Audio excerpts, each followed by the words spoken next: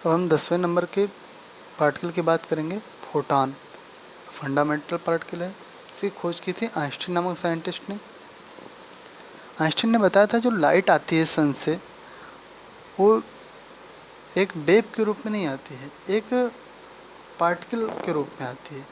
समझो, एक पार्टिकल के बंडल के रूप में आती है। इस बंडल को उन्होंने कहा फोटॉन है या क्वांटा है। यानी फोटॉन क्या है? एक बंडल ऑफ एनर्जी है। Einstein pointed that the light is the stream of particle. Light क्या है? एक पार्टिकल की धारा है, नेम्ड एज द फोटॉन। इसे क्वांटा या पॉकेट ऑफ एनर्जी कहते हैं। All electromagnetic relation propagate in the form of energy bundle.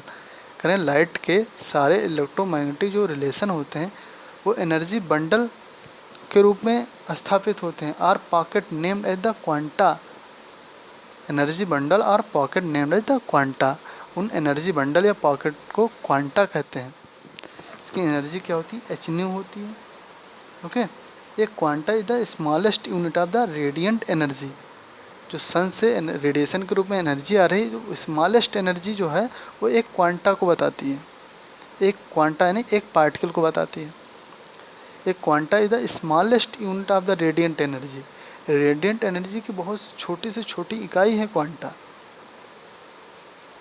Which can exist independent, जो इंडिपेंडेंटली एग्जिस्ट करती है, स्वतंत्र रूप से एग्जिस्ट करती है।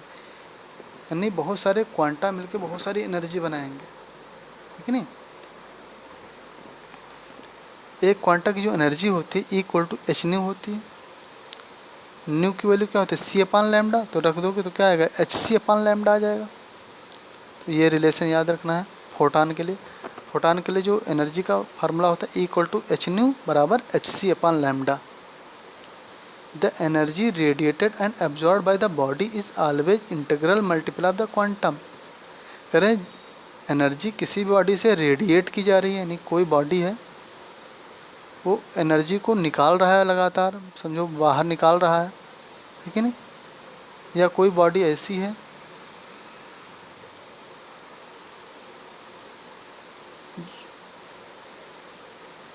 जो लगातार एनर्जी को एब्जॉर्ब कर रहा है, तो ये क्या करेंगे? क्वांटा के इंटीग्रल मल्टीपल के रूप में एनर्जी, मतलब 10 क्वांटा इन्होंने एनर्जी एब्जॉर्ब किया, 10 क्वांटा रख लो। देखो 10 क्या है? इंटीग्रल मल्टीपल है, फ्रैक्शनल नहीं है ना। पॉइंट में होता तो फ्रैक्शनल कहते हैं, ऐसे इंटीग्रल करेंगे। तो 10 क्वांटा एनर्जी एब्जॉर्ब करेगा या 10 क्वांटा एनर्जी रिलीज़ करेगा। नहीं, हमेशा क्वांटा के इंटीग्रल मल्टीपल में ही एनर्जी को रेडिएट करेगा या एनर्जी को एब्जॉर्ब करेगा। वही पॉइंट लिखा है, अब समझ में आएगा बढ़िया। The energy radiated and absorb by the body is always integral multiple of the quantum named as the quantisation of the plural of the quantum. से कहते हैं कि क्वांटम का प्लूरल सिद्धांत कहते हैं। से क्वांटम से एक क्वांटम से कम एनर्जी पॉसिबल नहीं है, इसे कहते हैं क्वांटाइजेशन ऑफ क्वांटम कहना चाहिए इसे। क्वांटाइजेशन ऑफ क्वांटम यानी क्वांटम जो है वो क्वांटाइजेशन है, यानी उससे छोटी एनर्जी पॉसिबल नहीं है।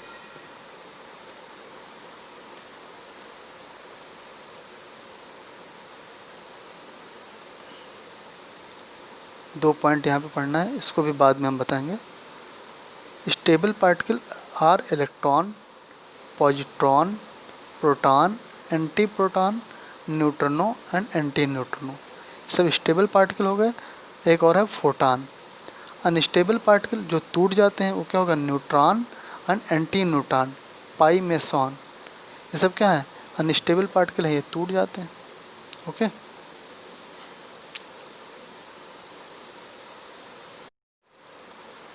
अगला पॉइंट है electromagnetic radiation.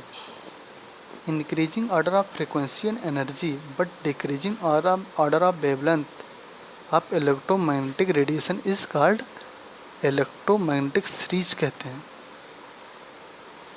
Increasing order of frequency and increasing and energy but decreasing order of wavelength of electromagnetic radiation is spectral series कहते हैं, इलेक्ट्रोकेमिकल सीरीज कहते हैं, इलेक्ट्रोकेमिकल सीरीज नहीं, स्पेक्ट्रल सीरीज कहते हैं मेनली। जैसे रेडियो वेव ऐसे बना रहे हैं लगातार, ये increasing order of energy, increasing order of wavelength, और decreasing increasing order of energy, increasing order of frequency and decreasing order of wavelength का लाइन है। देखो, radio wave, television wave, microwave, infrared, visible, ultraviolet, X rays, cathode rays, gamma rays and cosmic rays. Television picture tube is the basically cathode rays tube. जो television picture जो हम लोग के घर पे जो टीवी होती है उसमें मेनली क्या यूज किया जाता है, कैथोड रेज ट्यूब यूज किया जाता है। हैविंग फ्लोरिकेंस, जिसमें क्या होती है, चमक होती है, तभी तो हमें हीरो की शक्ल अच्छी दिखाई देती है। समझ में आ रहा है ना। अब इसका हम ऑर्डर देख ले रहे हैं, क्योंकि ऑर्डर बहुत बेकार तरीके से लिखा है जिसको हम नहीं याद कर सकते हैं। ऊपर हम देख ले रहे हैं, ने बनाया है। देखो, हमने बीच में रखा है विजिबल। विजिबल में क्या होता है, बेबिग्योर होता है ना।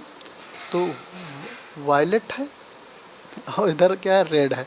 तो रेड के जो आगे होते हैं सबसे पहले इंफ्रारेड, फिर माइक्रोवेव, फिर टेलीविज़न वेव, फिर रेडियो वेव, ऐसे याद कर लो। वायलेट के बाद क्या होता है, अल्ट्रा वायलेट होता है, एक्स रेज, कैथोड रेज, फिर गामा रेज, फिर कॉस्मिक रेज आ जाती हैं। ठीक है, ऐसे याद रखना।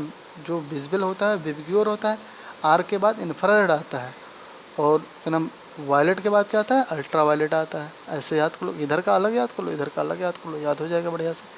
इसमें अब जनरल चीज़ क्या देखनी है, एनर्जी और वेवलेंथ को हमने देखना है।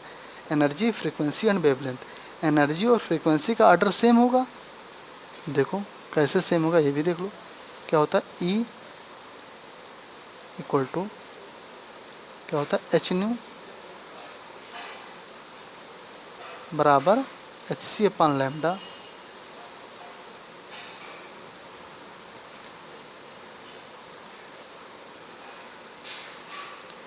एच सी अपन लैम्डा होता है ना। एनर्जी और फ्रीक्वेंसी, देखो फ्रीक्वेंसी और एनर्जी में डायरेक्ट रिलेशन होता है, जबकि एनर्जी में और वेवलेंथ में इनवर्स रिलेशन होता है कि नहीं। तो जो ऑर्डर फ्रीक्वेंसी का होगा वही ऑर्डर एनर्जी का होगा, लेकिन जो ऑर्डर वेवलेंथ का होगा उसका उल्टा ऑर्डर एनर्जी का होगा। मतलब जो एनर्जी का ऑर्डर होगा उसका उल्टा ऑर्डर वेवलेंथ का होगा, है नहीं।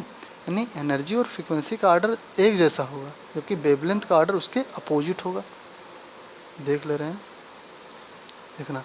अगर हम कॉस्मिक रेज की तरफ से जाते हैं आगे की तरफ रेडियो वेव तक, तो क्या होता है, लैम्डा इंक्रीज करता है, यानी वेवलेंथ बढ़ती है, तो एनर्जी क्या होती है, घटती है। जब हम रेडियो वेव से कॉस्मिक वेव की तरफ हम आते हैं तो क्या होता है, जो लैम्डा जो फ्रीक्वेंसी होती है, फ्रीक्वेंसी बढ़ती है, वह एनर्जी बढ़ती है। इसका मतलब ये हो गया कि हम जब रेडियो वेव से कॉस्मिक वेव की तरफ आते हैं तो फ्रीक्वेंसी बढ़ती है, लेकिन जब कॉस्मिक वेव से रेडियो वेव की तरफ जाते हैं तो लैम्डा बढ़ता है। तो हमें ये चीज़ पता है, अगर फ्रीक्वेंसी बढ़ेगी तो एनर्जी बढ़ेगी, अगर लैम्डा बढ़ेगा तो एनर्जी घटेगी। ओके, मेनली तुम्हारा विजिबल आना चाहिए कि जो एनर्जी, देखो एनर्जी किसकी ज़्यादा होगी, वायलेट की ज़्यादा होगी, रेड की एनर्जी कम होगी, क्योंकि वायलेट की फ्रिक्वेंसी ज़्यादा है, रेड की फ्रिक्वेंसी कम है। लेकिन कहा जाए वेवलेंथ किसकी ज़्यादा होगी, तो रेड की ज़्यादा होगी और वायलेट की वेवलेंथ कम होगी। इसको जनरल आर्डर को याद रखना। ये आर्डर तुम्हारा केमिस्ट्री में और फिजिक्स दोनों में यूज होगा। ठीक है, इसको याद कर लेना एक बार बढ़िया से।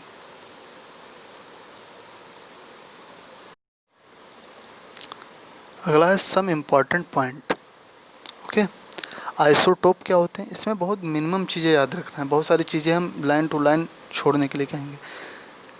आइसोटोप क्या होते हैं, have the same atomic number but different mass number as they. इसके आगे कुछ नहीं याद करना, ठीक है। ये याद रखना है, जो आइसोटोप होते हैं उनका सेम एटॉमिक नंबर होता है, उनका डिफरेंट मास नंबर होता है। कैसे प्रोड्यूस होते हैं इसका कोई मतलब नहीं। जैसे इसको हम आइसोटोप अभी पढ़ के आ रहे हैं हाइड्रोजन का, protium, deuterium and tritium. Isobar किसे कहते हैं, हैव सेम मास नंबर, इनका मास नंबर सेम होगा और इनका एटॉमिक नंबर डिफरेंट होगा। दे आर प्रोड्यूस, कैसे प्रोड्यूस होते हैं हमें कोई मतलब नहीं है, ठीक है। न्यूक्लियर आइसोमर हमें पढ़ना नहीं है, रेडियोएक्टिविटी में इसे हम जानेंगे क्योंकि इसके पीछे सब कुछ पढ़ना पड़ेगा। आइसोस्टीयर कहते हैं, किसे कहते हैं, have same number of the atom and electron with same structure. जो आइसोस्टीयर होते हैं उनमें क्या होता है, same number of the atom पाए जाते हैं, इलेक्ट्रॉन सेम नंबर में होते हैं और सेम उनका स्ट्रक्चर होता है। इसको हम केमिकल वार्निंग में हो सकता है थोड़ा हम देखें, ठीक है। जैसे CO2 और N2O का स्ट्रक्चर सेम होता है, इनमें लगभग एटम के नंबर सेम है, 3 एटम इसमें है, 3 एटम इसमें है, और इसमें इलेक्ट्रॉनों की संख्या भी सेम होती है। यानी 3 चीज़ आइसोस्टीयर में 3 चीज़ें सेम होती हैं, ध्यान रखना है। एटम का नंबर सेम होता है, इलेक्ट्रॉनों की संख्या सेम होती है और स्ट्रक्चर सेम होता है। क्या है, स्ट्रक्चर सेम होता है। आइसोस्टीयर में क्या क्या सेम होता है, एटम का नंबर सेम होता है, इलेक्ट्रॉन का नंबर सेम होता है और स्ट्रक्चर सेम होता है। जबकि आइसोटोप में क्या होता है, एटॉमिक नंबर सेम होता है जबकि मास नंबर डिफरेंट होता है। आइसोबार में क्या होता है, मास नंबर सेम होता है जबकि एटॉमिक नंबर डिफरेंट होता है, ठीक है। अब अगला पॉइंट है isotone, have same number of neutron but different number of proton.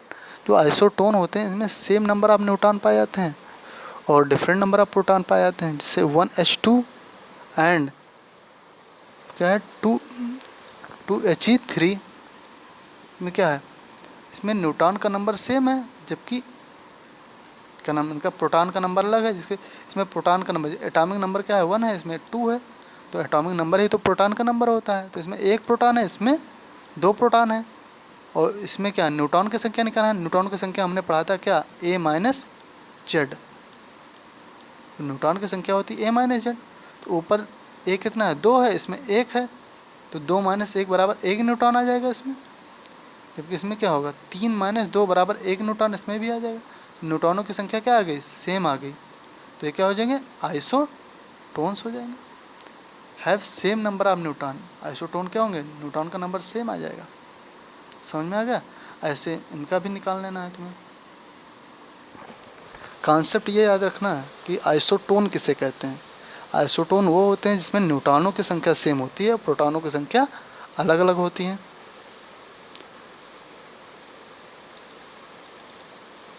Isotone हो गए।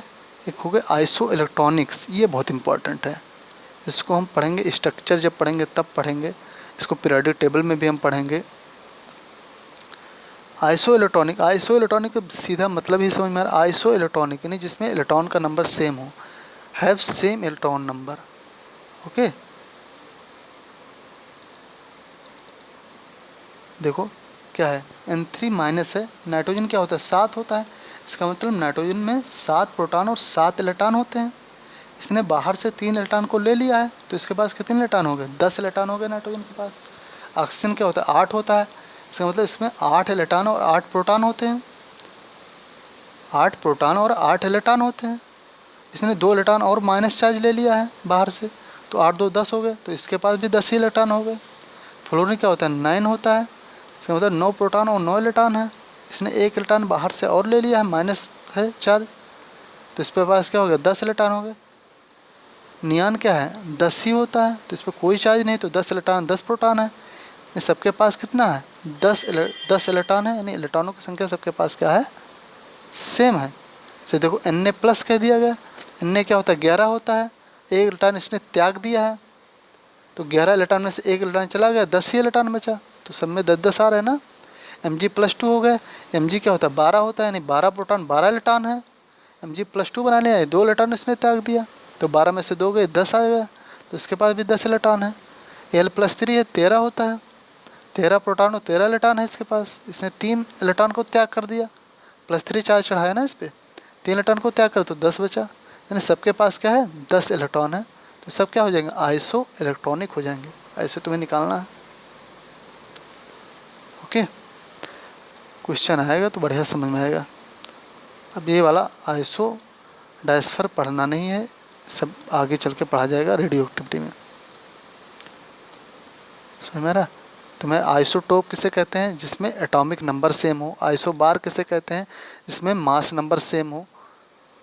आइसोस्फीयर कैसे कहते हैं, जिसमें एटम, इलेक्ट्रॉन और स्ट्रक्चर सेम हो। आइसोटोन किसे कहते हैं, जिसमें न्यूट्रॉन का नंबर सेम हो। आइसो इलेक्ट्रॉनिक किसे कहते हैं, जिसमें इलेक्ट्रॉन का नंबर सेम हो। कोई ज़रूरी नहीं है कि तुम्हें एग्जाम्पल याद हो, एग्जाम्पल ना भी याद हो तब भी चलेगा, ठीक है। एग्जाम्पल याद करने की इसमें कोई ज़रूरत नहीं, बस कॉन्सेप्ट याद होना चाहिए कि आइसोटोन किसे कहते हैं, आइसोबार किसे कहते हैं, आइसोटोप किसे कहते हैं, आइसोस्फीयर किसे कहते हैं। ओके, बाकी आगे हम लोग पढ़ चुके हैं एक बार। अब हम बात करेंगे कॉपीज में जो भी थ्योरी है।